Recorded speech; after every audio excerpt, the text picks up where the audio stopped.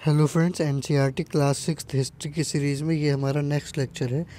इस वीडियो में हम अपने पिछले लेक्चर को ही आगे कंटिन्यू करेंगे। तो पिछले लेक्चर में हम लोगों ने देखा था कि कैसे ऋग्वैदिक काल में जो कबीले हुआ करते थे या जनजातियां थीं जिन्हें हम जन कह रहे थे, वो उत्तर वैदिक काल में आते आते जनपदों में परिवर्तित हो गए और यही जनपद आगे चलकर महाजनपदों में परिवर्तित हो गए। और इन्हीं महाजनपदों में एक मगध महाजनपद था जिसने अपना स्थान महत्वपूर्ण कर लिया और ये एक साम्राज्य के रूप में परिवर्तित हो गया।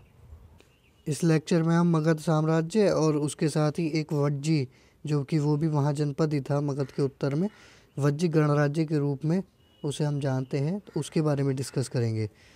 तो आइए शुरू करते हैं। सबसे पहले हमारे पास है मगध। मानचित्र में मगध ढूंढो। लगभग 200 सालों के भीतर मगध सबसे महत्वपूर्ण जनपद बन गया।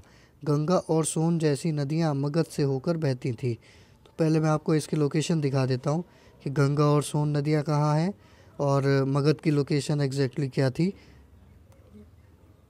ये आप देखिए, ये गंगा रिवर सिस्टम है। यहाँ पे आप ये गंगा देख रहे होंगे, गंगेज। ये इस तरह से आगे ऐसे और बंगाल की खाड़ी में गिरती है। ये आगे चली गई, यहाँ बंगाल की खाड़ी में गिरती है। और ये है सोन नदी। ये पटना के समीप गंगा से मिल जाती है, तो ये गंगा की सहायिका है। इस मैप में और देख लीजिए, ये यहाँ पटना है, ये सोन रिवर है, ये ऐसे आके और गंगा में मिल जाती है। तो ये पटना के आसपास का रीजन है।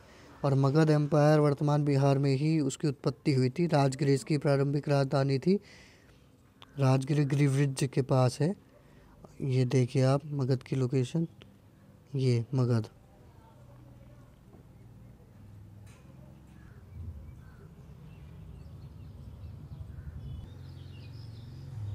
ये राजगृह की लोकेशन है। देखिए लिखा भी है Magadh pre expansion 600 BCE before common era. इसके बाद देखिए इसका विस्तार मैं आपको थोड़ा सा यहाँ दिखाना चाह रहा हूँ कि कैसे ये बढ़ा। तो ये पाटलिपुत्र इसकी राजधानी उदयन के समय हो गई थी और पाटलिपुत्र से इन्होंने इस समय देखिए ये शुंग डायनेस्टी है। शुंग डायनेस्टी में इन्होंने उज्जैन, कौशाम्बी और वाराणसी इन पर भी कब्जा कर लिया था।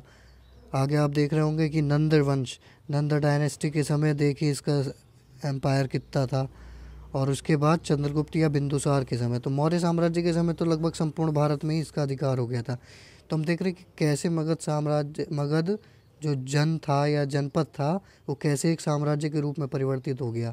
इसमें शिशुनाग, नंदवंश और आगे मौर्य साम्राज्य, तो वो सब कुछ इंक्लूड हो जाता है। तो इसकी एक यात्रा रही है जनपद से साम्राज्य बनने की। और इसमें महत्वपूर्ण फैक्टर जो थे उसे हम एक दो को डिस्कस करते हैं। जैसे कि ये यहाँ लिखा भी है पुरानी स्लाइड में हमारी कि यातायात, जल वितरण ज़मीन को उपजाऊ बनाने के लिए महत्वपूर्ण थी। मतलब एक मुख्य कारण इसके जनपद से महाजनपद बनने में ये था कि यहाँ की जो भूमि थी वो अत्यधिक उपजाऊ थी। और उसके उपजाऊ होने का क्या कारण था? गंगा और सोन नदियाँ वो मगध से ही होकर बह रही थी। इसके साथ ही ये नदियाँ यातायात और पानी की उपलब्धता सुनिश्चित करने में भी महत्वपूर्ण रही थी। और हमने देखा था कि 1000 BC के आसपास लोहे के साक्ष्य हमें प्राप्त होने लगे हैं।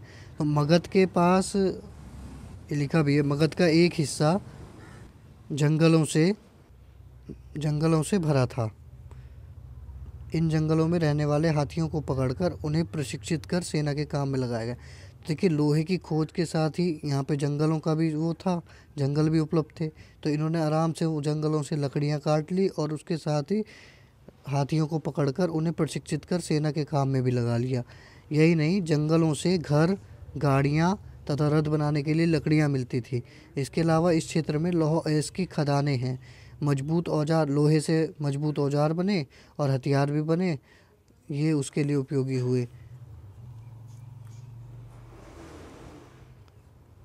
मगध में दो बहुत ही शक्तिशाली शासक बिंबिसार तथा अजातशत्रु हुए। इसके साथ ही देखिए जो किसी भी साम्राज्य की उदय में या फिर उसके विस्तार में शासकों का महत्वपूर्ण योगदान होता है। तो उपजाऊ जमीन, लोहे की उपलब्धता, उसके साथ ही कृषि का विकास, लोहे से ही कृषि के विकास में भी प्रगति आई थी, पिछले लेक्चर में भी देखा था हमने। यातायात, जंगल, लकड़ी, रत्न इत्यादि का, उसके साथ ही शासकों का महत्वपूर्ण योगदान भी रहा है। तो अगर बिंबिसार और राजा अछुत्रु जैसे जो शासक हुए, उन्होंने इसके साम्राज्य विस्तार में बहुत महत्वपूर्ण भूमिका निभाई। इसमें हम लोग देखते हैं अन्य जनपदों को जीतने के लिए ये हर संभव साधन अपनाते थे।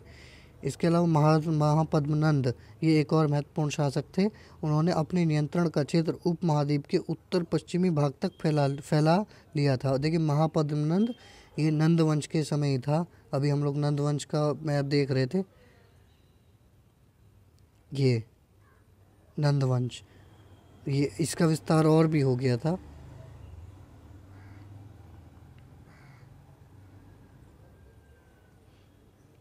आगे देखते हैं। बिहार में राजगृह आधुनिक राजगीर कई सालों तक मगध की राजधानी बनी रही। तो ये राजधानियाँ भी हमें याद रखनी है कि किस साम्राज्य की कौन सी राजधानी थी। मगध की राजगृह और इसके साथ ही अन्य महाजनपद जो हैं उनकी राजधानियों से भी क्वेश्चंस आते हैं। बाद में पाटलिपुत्र को राजधानी बनाया गया। पाटलिपुत्र जो कि आज का पटना था, पटना बिहार में है। आगे देखते हैं। 2300 साल पहले की बात है। मैसिडोनिया का राजा सिकंदर विश्व विजय करना चाहता था। सिकंदर का नाम आप सभी लोगों ने सुना होगा। पूरी तरह सफल न होने पर भी वह मिस्र और पश्चिमी एशिया के कुछ राज्यों को जीतता हुआ भारतीय उपमहाद्वीप में व्यास नदी के किनारे तक पहुंच गया। व्यास हम लोगों ने पिछले लेक्चर्स में देखा, जब सिंधु नदी के बारे में हम लोग पढ़ रहे थे, सिंधु की सहायिका थी। उसने मगध की ओर कूच करना चाहा तो उसके सिपाहियों ने इनकार कर दिया। वे इस बात से भयभीत थे कि भारत के शासकों के पास पैदल, रथ और हाथियों की बहुत बड़ी सेना थी। देखिए जिस समय सिकंदर का आक्रमण हुआ उस समय भारत में नंद वंश का ही शासन था। घनानंद उस समय भारत का शासक था। उसी घनानंद को हराकर बाद में चंद्रगुप्त मौर्य ने वहाँ पर शासन किया। ये एक क्वेश्चन इसमें दिया था एनसीईआरटी में, मैंने उसको ऐसे ही उठा के रख दिया। इन सेनाओं और ऋग्वेद में उल्लिखित सेनाओं के बीच तुम्हें क्या अंतर दिखता है? तो ये पिछले लेक्चर में भी हम लोग देख चुके हैं। एक बार फिर मैं आपको बता देता हूँ। ऋग्वेद में जो उल्लिखित सेनाएं थीं और आज की सेनाएं जो हम देख रहे हैं महाजनपद के टाइम, इन दोनों के बीच क्या अंतर है? तो देखिए सबसे पहली बात तो ये कि ऋग्वेद में जो उल्लिखित सेनाएं हैं वो सेनाएं थी ही नहीं। उस समय राजाओं के पास स्थायी सेना नहीं थी। वो जब भी उन्हें युद्ध करने जाना होता था तो वो एक समूह लोगों का इकट्ठा करते थे और युद्ध के लिए चले जाते थे। उसके साथ ही इस समय जो राजा है वो स्थायी सेना रखने लगा, साथ में टैक्स भी लेने लगा। पहले टैक्स भी नहीं था और सैनिकों को नियमित वेतन भी देने लगा। तो इसी तरह के कुछ अंतर है ये। आगे गण। अब देखिए हमें मगध के बाद अब वज्जी संघ के बारे में डिस्कस करना है। तो पहले हम संघ और गण का मतलब समझ लेते हैं। गण शब्द का प्रयोग कई सदस्यों वाले समूह के लिए किया जाता है और संघ अर्थात संगठन या फिर सभा। तो गण का मतलब बेसिकली यही है, group of the people. Vajji ये 16 महाजनपदों में से ही एक था। इसकी राजधानी वैशाली हुआ करती थी। इसकी लोकेशन पहले मैं आपको दिखा देता हूँ। ये देखिए ये है वज्जी, ये मगध, यहाँ पाटलिपुत्र आप देख रहे हैं। ये पाटलिपुत्र के उत्तर में वज्जी। यहाँ लिखा है जैसा कि तुमने ऊपर पढ़ा, मगध एक शक्तिशाली राज्य बन गया था।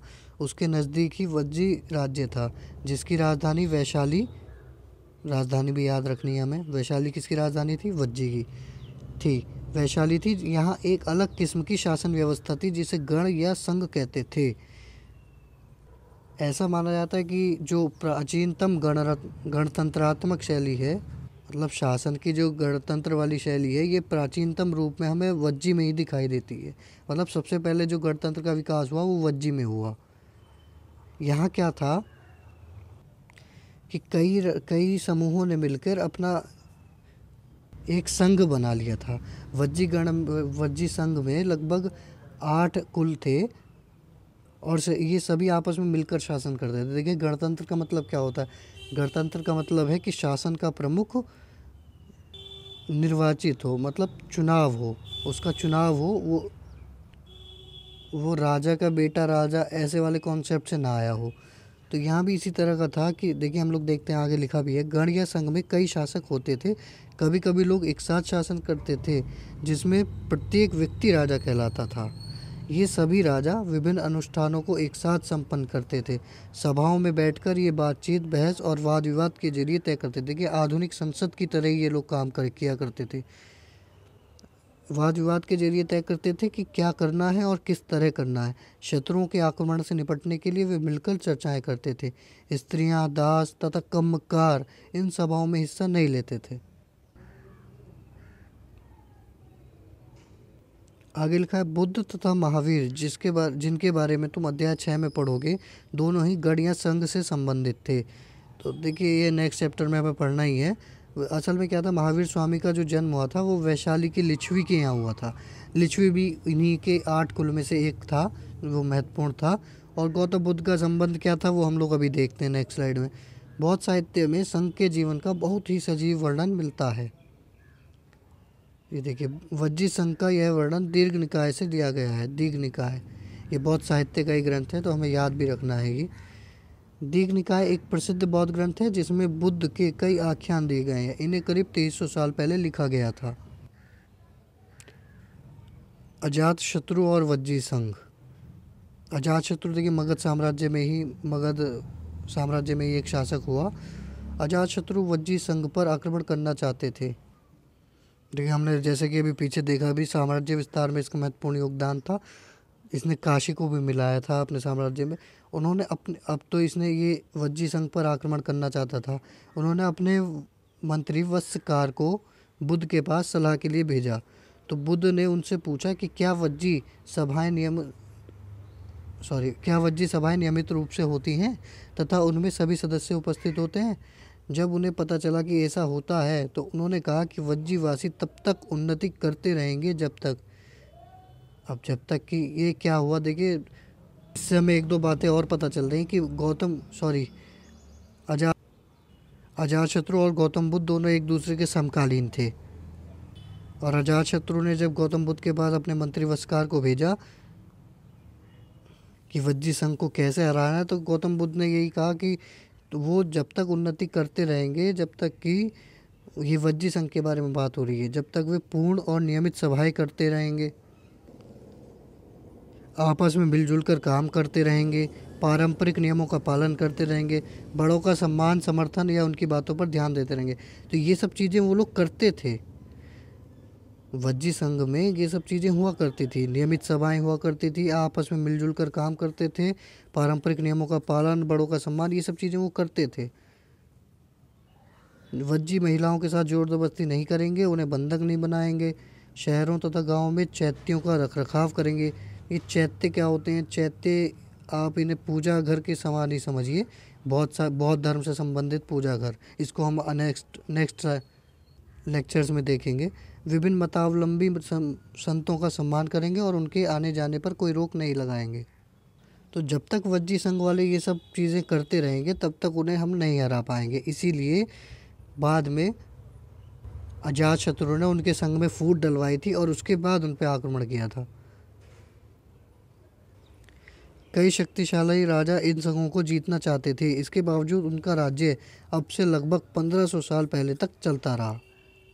अजातशत्रु भी इन्हें जीत नहीं पाया था। उसके बाद गुप्त शासकों ने गढ़ और संघ पर विजय प्राप्त कर उन्हें अपने राज्य में शामिल कर लिया। देखिए ये बाद तक शासन करते रहे थे, इन्हें गुप्तों ने अपने अधीन किया। तो वो हम लोग नेक्स्ट बाकी लेक्चर्स में देखेंगे। देखिए यहाँ महाजनपदों से रिलेटेड इन्फॉर्मेशन जो 6 क्लास में दी गई है वो तो लगभग समाप्त हो गई। ये अन्यत्र यूनान और एथेंस के गणराज्य के बारे में बताया है। हम लोग एक बार थोड़ा सा रिवाइज़ कर लेते कि हम लोगों ने पिछले 5 लेक्चर्स में क्या क्या पढ़ा। आप लोग थोड़ा सा याद करने की कोशिश कीजिए। पहले लेक्चर में हमने थोड़ा सा ओरिजिन देखा था, उसके बाद सेकंड लेक्चर हम लोगों ने फिर स्टोन एज का देखा, पाषाण काल को हम लोगों ने 3 भागों में विभाजित किया, पुरा पाषाण, मध्य पाषाण, नव पाषाण। और उसमें हमने देखा कि किस तरह से आरंभिक मानव जो खाद्य संग्राहक था वो धीरे धीरे परिवर्तित होकर उसने बस्तियों का विकास किया। नवपाषाण काल तक हमें बस्तियों के साक्ष्य मिलने लगते हैं। फिर हम लोगों ने देखा कि आरंभिक नगर किस तरह के थे, उसमें हमने सिंधु घाटी सभ्यता के बारे में पढ़ा। यही बस्तियां आरंभिक नगरों में परिवर्तित हो गईं। उसके बाद हम देखते हैं कि कैसे आर्यन इन्वेजन तो हमने नहीं पढ़ा, आर्य आक्रमण वो अलग टॉपिक हो जाता है। लेकिन हमने वैदिक काल में आर्यों के बारे में पढ़ा, और वैदिक काल के बाद वैदिक काल के समानांतर ही मेगालिथिक कल्चर, महापाषाण संस्कृति के बारे में भी हम लोगों ने डिस्कस किया था। उसके बाद हमने देखा कि किस तरह से उत्तर वैदिक काल में और अब 600 BC तक आते आते महाजनपदों का उदय हुआ। तो ये क्रमिक विकास रहा है कि कैसे प्रारंभ में अस्थायी जीवन मानव का था, उसके बाद धीरे धीरे वो स्थायी रूप में परिवर्तित हुआ, आरंभिक नगर बने, फिर बने, जनपद और महाजनपद, फिर एक साम्राज्य बने। और ये जो 600 BC का टाइम पीरियड है, इसे हम लोग द्वितीय नगरीय क्रांति का भी काल कहते हैं, क्योंकि पहली नगरीय क्रांति हम लोगों ने देख ली थी कि कैसे सिंधु घाटी सभ्यता के हमें नगर मिलते हैं, और उसके बाद जो नगरों के विकास है वो यही महाजनपद काल के समय दिखाई देता है। तो इसे द्वितीय नगरीय क्रांति की संज्ञा भी दी जाती है। हम लोग अपने लेक्चर पे लौटते हैं। यहाँ पे अन्यत्र अपने एटलस में यूनान और एथेंस को ढूंढो। थोड़ा सा इसमें यूनान और एथेंस के बारे में बताया है कि लगभग 250 साल पहले 2500 साल पहले एथेंस के लोगों ने एक शासन व्यवस्था की स्थापना की, जिसे प्रजातंत्र या गणतंत्र कहते हैं। देखिए एथेंस ही इन्होंने यहाँ पे हमें क्यों दिया इस NCERT क्लास 6 में, क्योंकि पीछे हमने वज्जी गणराज्य के बारे में डिस्कस किया, तो ये वही बताना चाह रहा है कि क्या वज्जी के अलावा भी और कहीं गणतंत्र उस समय था, तो वो एथेंस था। एथेंस में भी हमें प्रजातंत्र या गणतंत्र के साक्ष्य मिलते हैं। तो देखिए यूनान की लोकेशन मैं आपको दिखा देता हूँ। ये वर्ल्ड मैप है, और ये रहा ग्रीस, ये यूरोप में नीचे की तरफ भूमध्य सागर के पास हमें दिखाई देता है। ये दूसरे मैप में दिखाता हूँ मैं आपको। ये यूरोप है, ये तो और कॉम्प्लिकेटेड हो गया। मेडिटेरेनियन सी यहाँ देख रहे होंगे आप, ये ग्रीस है। ये असल में प्राचीन ग्रीस का मैप है। ये स्पार्टा आप देख रहे होंगे, रुकिए, ये यहाँ सही है। ये मेडिटेरेनियन सी है, ये ईजियन सी है, और यहाँ है एथेंस, ये ग्रीस। ये पूरा ग्रीस हुआ करता था। तो इसी के बारे में बताया जा रहा है कि लगभग 2500 साल पहले यहाँ पे भी हमें गणतंत्र प्राप्त होता है। यह व्यवस्था लगभग 200 सालों तक चली। इसमें 30 साल से ऊपर के उन सभी पुरुषों को पूर्ण नागरिकता प्राप्त थी जो दास नहीं थे। वहाँ एक सभा थी जो महत्वपूर्ण विषयों पर निर्णय लेने के लिए साल भर में कम से कम 40 बार बुलाई जाती थी। इन सभा में सभी नागरिक भाग ले सकते थे। शासन के कई पदों पर नियुक्तियां लॉटरियों द्वारा की जाती थी। सभी नागरिकों को सेना और नौसेना में अपनी सेवाएं देनी होती थी। औरतों को नागरिक का दर्जा नहीं मिलता था। देखिए औरतों के साथ भेदभाव की कहानी हमने भारत में भी देखी थी, कैसे उन्हें शूद्रों के समान माना गया उत्तर वैदिक काल में। इसके साथ ही व्यापारियों तथा शिल्पकारों के रूप में एथेंस में रहने और काम करने वाले बहुत से विदेशियों को भी नागरिक अधिकार नहीं मिले थे। एथेंस में खदानों, खेतों, घरों और कार्यशालाओं में काम कर रहे दासों को भी नागरिक अधिकार नहीं मिले थे। ये एथेंस वगैरह के बारे में अगर आप लोग थोड़ा देखना चाहते हैं किस तरह से वहाँ दास हुआ करते थे, तो 300 मूवीज़ हैं, और जो स्पार्टन्स वाला कॉन्सेप्ट है कई मूवीज़, हॉलीवुड मूवीज़ में देखते हैं हम लोग, तो वहीं से ये आता है। कुछ महत्वपूर्ण तिथियाँ ये उसमें दिया था, जैसे इसमें हमें याद रखना है नए शासक कब, 3000 साल पहले। ये भारत की बात हो रही है। अब महाजनपद कब बने, लगभग 3000 साल पहले। सिकंदर का आक्रमण 3000 साल पहले, आप समझ पा रहे हैं, 1000 BC हो गया ये। सिकंदर का आक्रमण, दीघ निकाय का लेखन 2300 साल पहले। ये दोनों घटनाएं इस समय हुई। गढ़िया संघ राज्यों का अंत 1500 साल पहले। तो इस डिस्कशन में इतना ही है। Thank you very much.